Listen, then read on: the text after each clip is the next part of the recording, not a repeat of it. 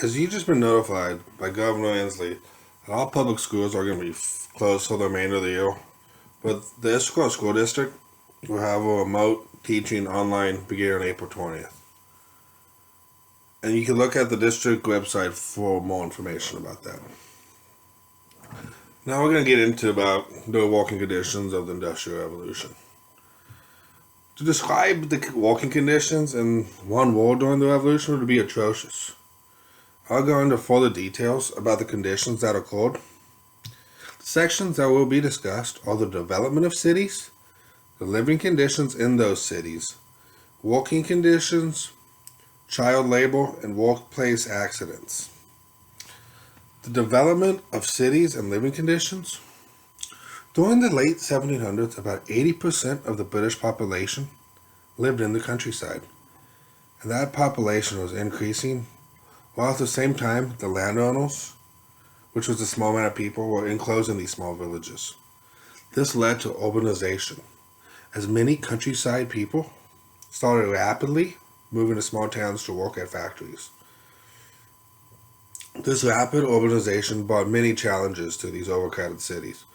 They suffered from pollution, inadequate sanitation, and a lack of clean drinking water. The air and water were becoming polluted. The atmosphere of Britain was getting polluted from the burning of coal, the production of metals, and basic chemicals. As you've learned about how steam engines power the machines of these factories via burning coal. The burnt coal caused large quantities of smoke that was covering the towns from sunlight. This would have some severe health implications. The air pollution was localized just to the cities, not like the global impact that we are used to today. As I discussed about how air was polluted, now we're going to talk about water pollution.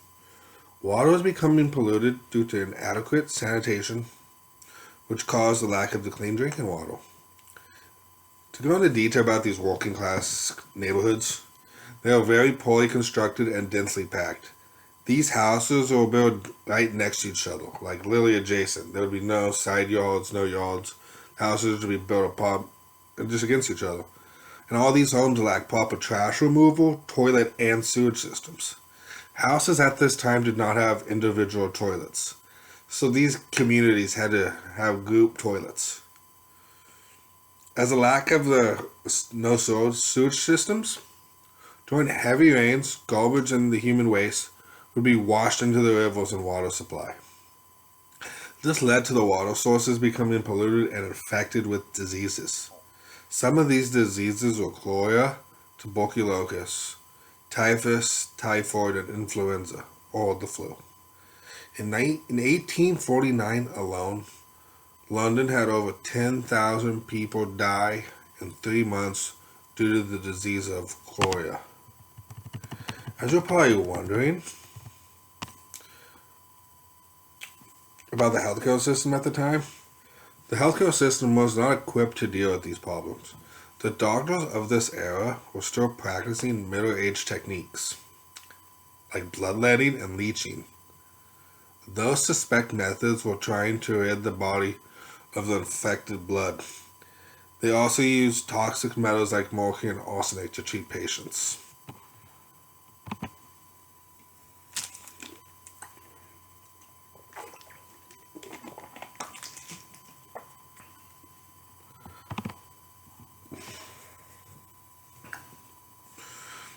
Working and living in these cities had a lot of damage to one's health and life expectancy. One of the conditions that emerged from the lack of sunlight due to the coal burning was children developing a disease called rickets. Rickets is a disease caused by vitamin D deficiency, and it's characterized as you have calcium softening in your bones, the distortion of bones, and this will result in like people having bowed legs. Some people say this is the first disease caused by environmental pollution. Living, medical, and working conditions, as you could tell, resulted in a lower life expectancy and also a higher infant mortality rate. At this time in Great Britain, about 25 to 33% of all children died before the age a 5. I'm going to talk down. I'm going to mention about life expectancies in different parts of England, such as in the English countryside. Life expectancy was 45 years old, compared to in London at 37, then compared to Liverpool at 26. This shows you that throughout the country of England, the life expectancy ranged from 20 years in some parts. It shows you how bad some of these factory towns were for human health. Now to talk about the main aspect of this lecture is the working conditions of these workers. To give you a little background about what's going on right now in the English political and economical systems, at this time in history, the political ideology of the government and the community was the laissez-faire capitalism, or it's a free market system. This means the government played zero to little role in the economy. As a result, the rules or the lack of the rules in a company was all dictated by the owner's discretion. So there's no government intervention into the workers' rights or conditions. The three major factors that led to these horrible, atrocious working conditions was no rights for the workers, low pay, and dangerous conditions with a high chance of injury. As I mentioned about the population growth of everyone moving from the countryside to the cities, the migration of all these people caused a population growth in these cities, which caused a higher unemployment rate. This created more workers in the available jobs. So as a result, the owners of these brand new factories, and who would be able to set the terms for these jobs, because there was no laws to regulate them, which led to the owners exploiting the labor force. The owners would rather hire unskilled or low-skilled laborers at a low cost, rather than a more talented and skilled laborer. The people at this time were so desperate for work, they didn't even care about their rights. They just cared about whatever money they could get on the table, even if it was very little. The money at this time was very small, as an average man would only get paid about 10 shillings a week, compared to a woman at about half of that at 5 shillings a week. And for the people and for the children workers at this time, they also were getting paid 1 shilling a week or no pay at all. This shows you that, and also if any of these workers will take a break or late, the company would dock them pay. The pay was so low that these working class families had to have their children work too.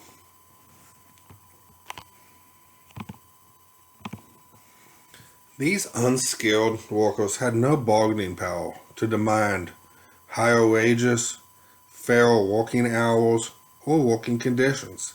They were just content of having a job. These workers had to work 12 to 16 hours a day, 6 days a week, with no time given off for holidays, vacation, bereavements, weddings, no time off, period.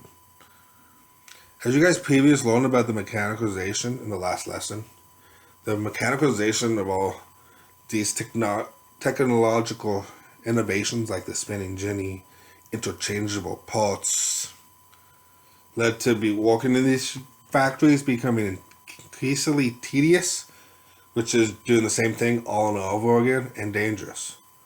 As these workers had to work these long hours during these tedious tasks without breaks, resulted in the workers getting tired, and that's when mistakes happen. Each of these industries had their own safety hazards.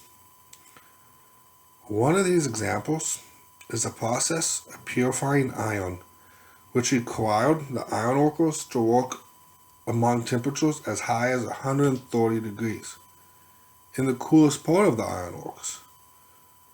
Yeah, that's saying the coolest temperature that the ironworkers were working with was 130 degrees. That's not mentioning how high the highest temperatures could get. According to this, accidents happened regularly due to these dangerous conditions.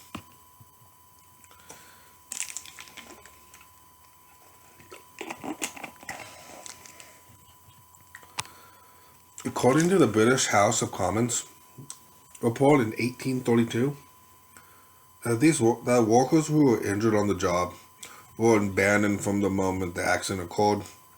Wages were halted. No medical assistance were provided. They were also fired from their jobs and received no financial compensation for their injuries. Then the owners would take the same steps again by hiring another unskilled worker. It was cheaper for the owner to hire a new worker instead of fixing an injured one. So if me personally, it looks like right now these owners were not treating their employees as people. They're just trying to treat them as a means for them to make more money. You're probably wondering why the people do not take their voice to the government, to the English government. The reason at this time in Britain, only the wealthy people were eligible to vote. So the workers could not use the political system to help their cause. Even though the government left the economy alone due to the law's fear of free market system, in 1800, the British Parliament passed the Combination Acts, which made it illegal for the workers to unionize or combine as a group to ask for better working conditions. During this time, strikes occurred, such as the 1820 Scottish Rising, which over 60,000 workers went on strike. But they were quickly defeated within a week. That act lasts from 1800 to 1824, which when unions are able to form. But however, unions were prohibited in a collective bargaining agreement until an act in 1871. So the unions were able to form in 1824, but they were not able to use them to make better conditions for another 50 years. As you can see how they exploited the adults, they did the same to children.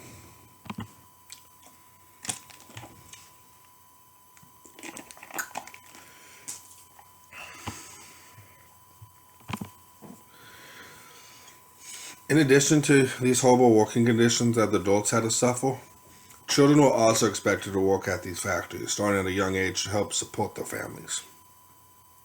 Estimates show in the early 1800s, over 50% of the workers in some British factories were under the age of 14. While in 1870 in the United States, there were over 750,000 children under the age of 15 working. That stat right there shows you that most of you students right now would have a job in that time period if you were living then. The jobs that they made the children do were jobs that our adults couldn't do because they were either too big. Because some of these jobs that children had to do were machine repairs, breaking up coal, mining, chimney sweeps, changing interchangeable parts. The reason they used children in these jobs was because they were smaller and can fit in smaller places, like inside a chimney, in between machines for the changing of interchangeable parts, mining in tunnels that adults can fit into, so like when it's really small and tight.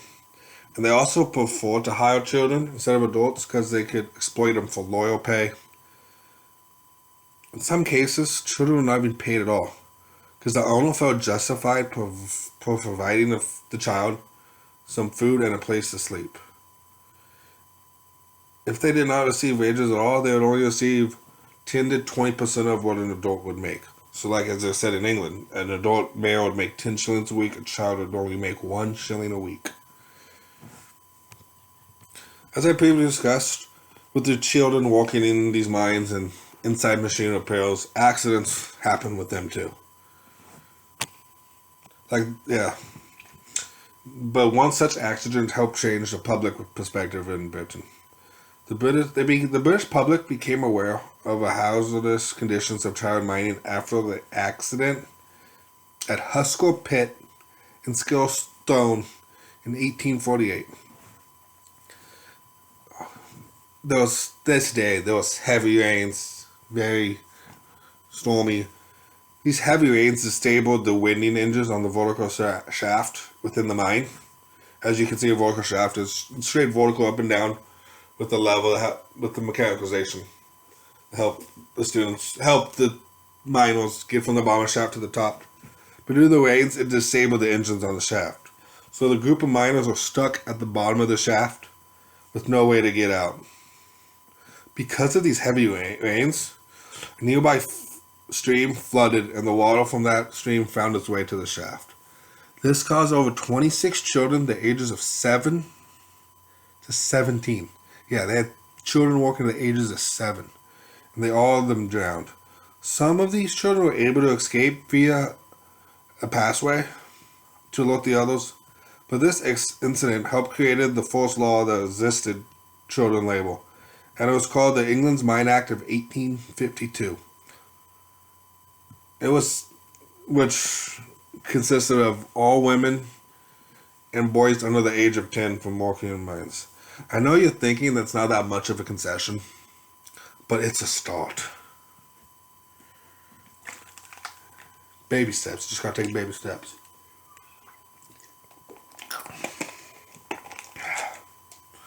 Now we're going to be transitioning from Great Britain to the United States. How the United States people try to improve their working conditions. So as you could tell, in England, as I mentioned, the Scottish Rising was a striking movement. Strikes were also occurring in the United States.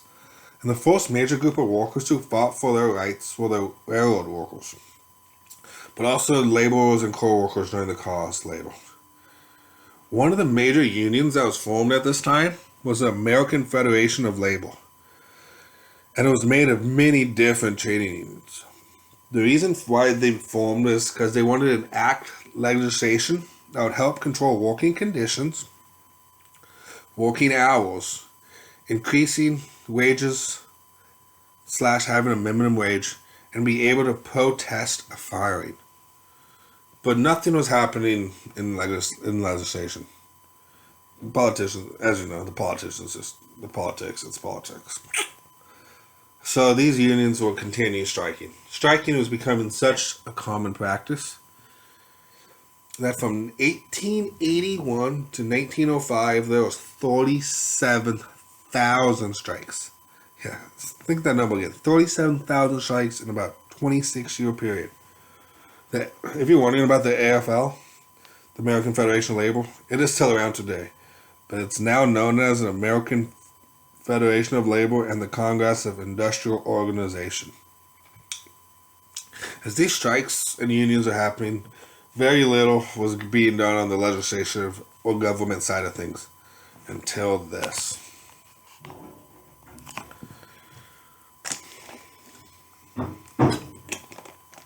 In 1809, garment workers in New York went on strike for higher wages with an increase of 20% and a limit to 52-hour work weeks, as well as better safety conditions.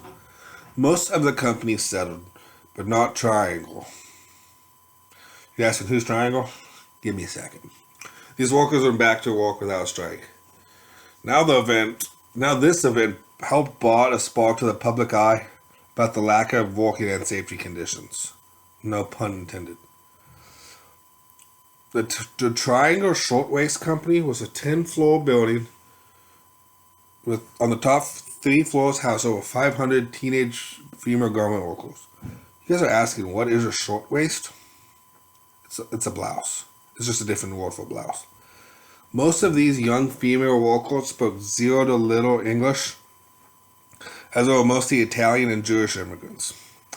These young ladies had to work 12-hour days, 6 days a week, and got paid $6 a week.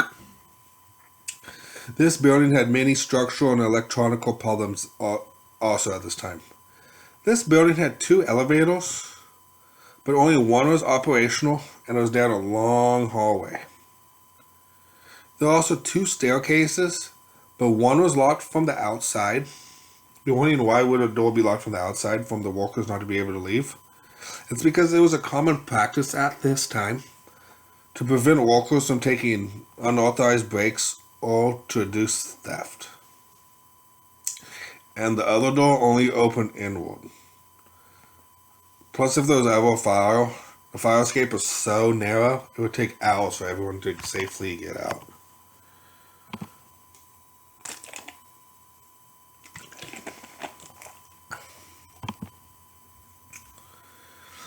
On Saturday, March 25th, 1911, a fire started at the Triangle Company on the 8th floor of the Ragman. A manager tried to extinguish the fire, but nothing happened. Because, think about it. It's extinguished, the fire extinguisher hose was rotted, and the valve was rusted shut. But also, these companies had buckets of water in case of these fires.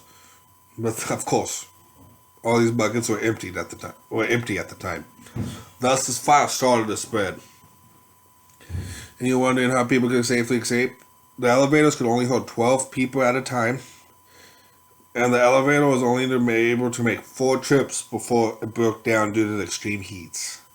So let's say, look at that, that's 48 people were able to escape via the elevator. Plus, many of the workers died once they fled down the staircase to find the door locked, because as I just said, the door only was locked from the outside. And the foreman who had the key for that door escaped from a different avenue. He escaped a different way. And the people on the top floors, like the owners who were on the 10th floor, was able to escape via the roof and make into adjacent buildings. You're probably asking, what about the fire department did they do to this incident? They did show up, but the ladder was only tall enough to reach the 7th floor, so it didn't really help. So all the ladies that did not make it to the elevator or stairwell started jumping off the building to the desk to get away from the fire. Within 18 minutes, the event ended. 18 minutes, that's how long it took it till it was over. 49 workers had burned to death or been suffocated by smoke. 36 died in the elevator shaft. Like, some ladies were trying to use their blouses and used clothing to jump down the elevator shaft to save themselves.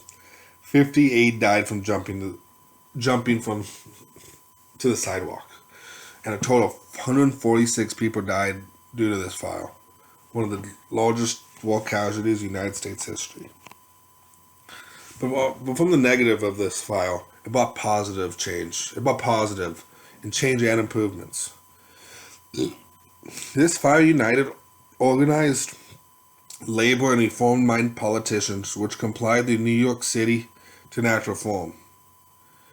They enacted the 1911 Sullivan-Hoey Fire Prevention Law. In addition, the New York State legislatives created the Factory Investigation Commission, a watchdog agency that had sweeping powers to probe labor conditions throughout the state. What do they mean by a watchdog agency that had sweeping powers? That this commission could do whatever they want, could do about labor conditions. Additionally, the New York Democratic Party took up the cause for the workers, and they became known as the Reform Party. So finally, the working people had a voice in the government. All 3 of these groups were critical in preventing similar disasters and improving working conditions in the future. This showed that they had. And some people would even argue that this fire led to the FDR's New Deal, which helped America get out of the Depression. As you're wondering about the United States, when did they pass the Air Force law?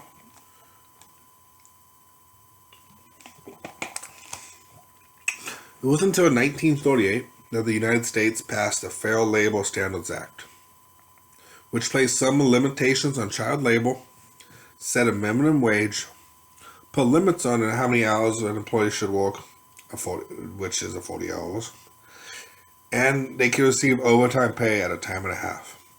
A couple laws were made before this about workers, but that was only relating to the organization of unions and the rights for employees to organize without unfair labor practices. The Fair Labor Standards Act was the first to state workers' rights, and that act will be continued to be amended, and all other similar acts would be based upon it. Concluding, you will still see people today fighting or striking for better working conditions and more rights. Some people that you still see strike today are teachers, nurses, trade workers like in construction trades, and professional athletes. The practice of people fighting for their rights will never change. There will always be people with more money or power that will try to oppress the weak while us as a community and a culture must fight together to preserve all humans' basic living and working rights.